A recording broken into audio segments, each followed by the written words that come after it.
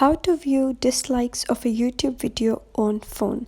So in this tutorial, I'm going to tell you how you can view dislikes of a YouTube video on phone.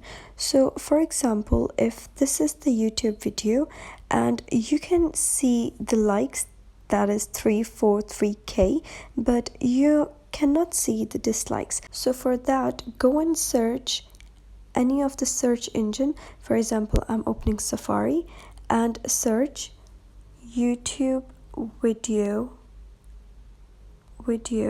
dislikes, and after that just click on the first website that comes, and here you're supposed to enter the video URL.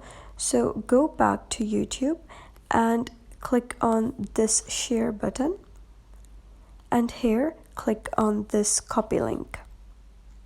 Now you can see that the link is copied, so go back to your search engine and search for video URL. So just paste the video's link and then click on this get. Now after a while, you can see that it has all the information of the video, all the views, all the likes, all the dislikes. Now the dislike is 1%. That means that 1% of the people who watched the video didn't like the video. They clicked on dislike. So that is how you can view dislikes of a YouTube video on phone.